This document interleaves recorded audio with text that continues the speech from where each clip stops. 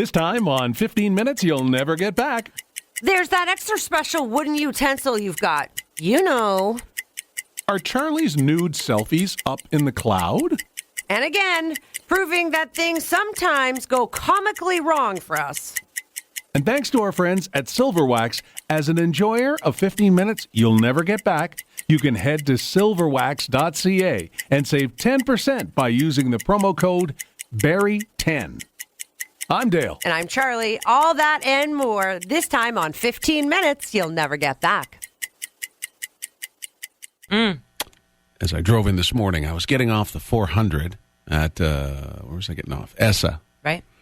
And I'm getting off, and, there's a double turn lane. Well, there's a guy who's kind of tight right on my backside there, and he pulls around to the left of me, and we're both turning left. Now, I'm in the center lane, and it's a double left turn coming off there. There's no more left?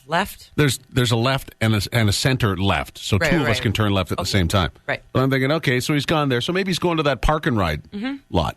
Nope, we pull around the corner. He guns it past me, cuts in front of me so that he can turn right then onto Fairview. Yeah. So that he can then turn left right into the Tim Hortons. Right.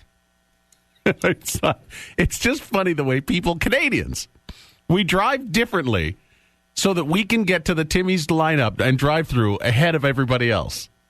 Priorities. Have you noticed that? It's sort of like when you're coming down towards the drive-through, and even though you've got the right turn to go into the drive-through, the parking lot for Timmy's, if somebody's coming towards you and they're going to turn left, they're going to gun it, turn at a 40-degree angle just so that they can angle across 3 lanes of traffic, shoot in, hit the ground running, scrape their front bumper.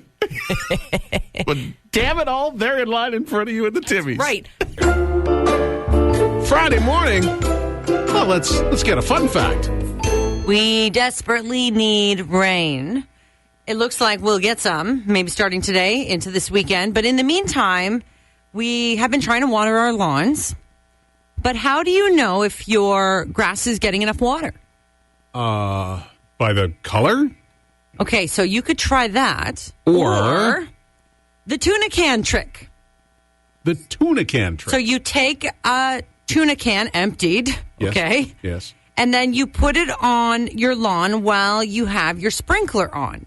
Once it is filled up with that fallen water, that's how you know your grass has gotten enough. Because I guess the tuna can, what is that in inches? It's not that big. Right, so that's the amount. It's maybe an inch? That's the amount, I guess, the grass needs at a time. Oh. So some tips, I think a lot of us know this, in watering the lawn. It's more effective, obviously, to do it super early in the morning or in the evening before bed. Right? Yeah. Also, you can try, especially in heat like this, raise your mower height because you don't want to cut it too short right It's got to be pretty much as high as it can go.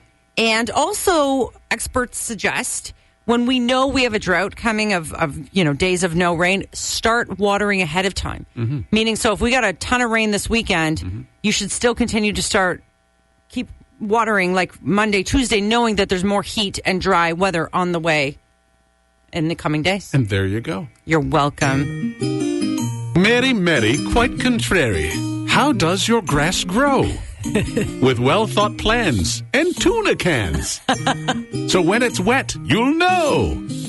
Mary, quite contrary. What keeps your lawn so green? It is your wish, but smells like fish. Make sure your can is clean. Mary, quite contrary. What keeps your grass so lush? Just give it a skim and not a full trim. That's how I keep it plush. Oh, my God. News you need to know. So it appeared to be just another suburban house up for sale in Pennsylvania. But what set this house apart from the rest on the street was tucked away in its basement.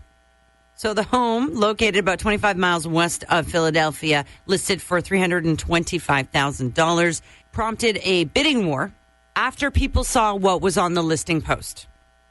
So the house promoted a sexy boom boom room in the basement. Boom boom room. That's right.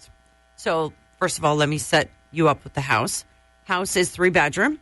It's a split-level dwelling, about 1,500 square feet of living space. Sounds pretty good, right? Mm-hmm. But the centerpiece of the house is a fully stocked 5-stool bar upholstered in turfed black leather. a shag carpet, couches, faux palm trees with stuffed monkeys hanging from the branches, and a taxidermy armadillo added to the wall. Also, a sign hanging from the ceiling that reads, "Boom, boom, room." Now, for what it's worth, the rest of the house is eclectic, little sultry, if you will. It has a black and red color scheme in most of the living space. Bedrooms feature bright pink and blue walls, patterned carpets and chandeliers, and, lots of mirrors. Oh. So this house was sort of an inheritance passed down by grandparents to a grandson who decided, you know what? I could gut the house, or I could try to sell it as is. So when people started to see the listing and see the pictures, it actually prompted a bidding war. People wanted the house as is. I just think I'd be kind of mortified if I realized that Grandma and Grandpa had a boom boom room. Well, what's going on? So this morning I go to Timmy's, and I'm strangely hungry this morning. Yeah. So I figure, you know what, but they're busy, and I don't want them to have to bother to toast. I don't have time to toast up anything, and so I go, I'll grab one of the incredible shrinking tea biscuits, which are good, but they're a hell of a lot smaller than they used to be. Okay. That's neither here nor there. So I get in this morning, and it's the first time I've had anything that I needed to butter myself in a long time. Okay. So I came in this morning, and I'm looking at this wooden knife. Yes. I've never used one of these things from them before. Now, are you going to get a splinter? No, it's very smooth. Oh, Okay. yeah, no, it's really, I know, I've noticed as that wooden utensils go, it's quite nice. takeout I've been noticing I've been getting a lot of wood lately in my takeout. Okay. But the thing I want to ask is, Okay. Yes. if they're comfortable going to wooden utensils, Uh-huh. and Cineplex is going to paper straws, All right. and they're using all of these paper and products and stuff, And what? why is the LCBO suddenly crying out loud saying they're saving the forest because they're getting rid of their bags? Well, see, they are saving the forest, but everybody else is killing Ferngully because now we're eating with these damn wooden knives. Ferngully. Yeah. You remember? But, I do. But you know what? If it comes down to, like, killing the forest, don't waste your time on paper straws, which suck, yeah, they and do wooden suck. utensils, which seem to be okay, but still. Right. And give them back to the LCBO where it was really useful. All right. It doesn't make sense how one corporation deems that it's like. But the hypocrisy is there even, for example, I think we all now collectively have like 200 of those reusable bags, right? Yeah. So at some point, we are going to have to dispose of these. We are Yes. going to have to use them as garbage bags and Yes. start throwing them out. Yes. Well, okay. They go in the garbage, right? Yeah. They're not compostable, reusable bags. And these things probably don't break down. No, those bags definitely, I Yeah. don't think, break down. I mean, God, you can wash them. I know. You can't wash wood. You were never in the shower with me when I was 14. That was doing me some light reading. And by that, I mean Cosmo. That's pretty light. All right. And came across an article, if you want to call it that, about, well, those songs that you get it onto that perhaps maybe you shouldn't. Oh. So, I don't know. I was never a songs and kind of girl, but that's just me. Really? I don't know. It threw me off. I got distracted. There was Started to sing along. right. I just wanted to dance. I don't know. So anyway, there are songs, according to Cosmo, that you should not play on a Friday night, if you will. So we'll say these are Canoodle Tune epic fails. Done. 'Cause I've got one hand in my pocket and the other one is giving a high five. Yeah, no. No. And I think to myself, It's so cheesy. what a wonderful Lame.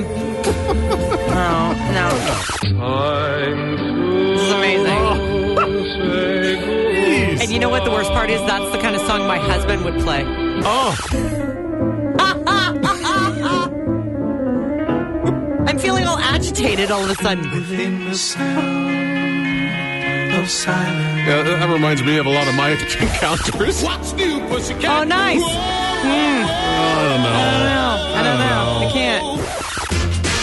Oh, yeah. Well, especially when he's calling out other girls' names. well, It's a perfect song. You know, you left one off that I recall that really didn't work for me when I was growing up. And you tried this. Well, no, I mean, this is just a song that I thought, well, maybe it was just me that had a problem with it.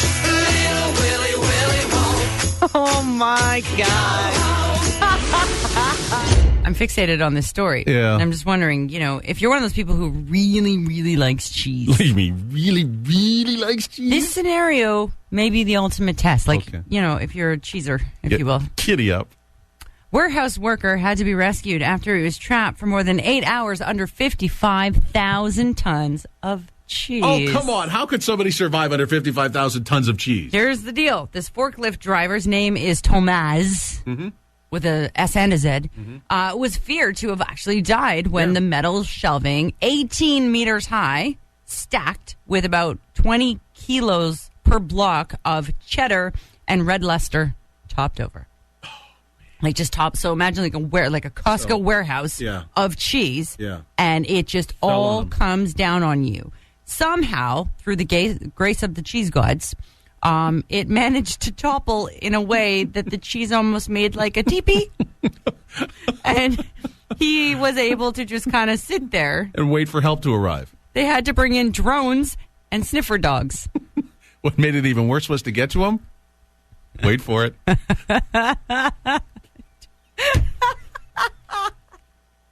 Do you want They, Yep. they had to cut the cheese. So a man was charged with assault after farting in an Uber. You're kidding. I mean, what a gas hole. I mean, nobody wants a gassinger in their car. Oh, jeez. Here it is. Okay, so UK man, he was charged with assault for allegedly letting one go in an Uber and then attacking the driver. So here's the deal. The Uber driver claims this guy named James Mullet let one go in the back of the ride while they were on their way to a local nightclub with 3 other people. So according to the Uber driver, before the actual butt bomb went off, he had been taking some verbal abuse from the passengers in the car. So I guess maybe they were a little loopy. Well, yeah, that sounds like started chirping at him and whatever. Yeah. But it was the fart that put the Uber driver over the edge. So between all the heckling and then the fart, Yes. the Uber driver pulls over. Yep. And says, "That's it, everybody out." Everybody out. Right? And then the guy that let one go tried to fight the Uber driver, essentially punching him in the face. So Mullet did apparently plead guilty, but here's what he got.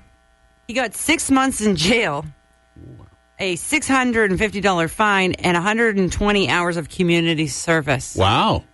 Well, I think he deserved it, though. The guy was, after all, being an Uber idiot. Ooh, tough crowd. That's why this is kind of a cool game, because you could win the $1,000, but you could also win like hundreds of thousands of buckses. Mm-hmm. Buckses? Yes. Yes. Had an officiary? Yeah, whatever. The person that makes it official. Yep. So I found me a bit of a new hobby. What's his name? Okay. No. Oh. But here's the thing. So, everyone's like, oh, you need a hobby. You need to kind of... Yeah. Okay. Remember a couple years ago, we started the Cool Summer Selfie? Yes. And we discovered I'm not very good at selfies.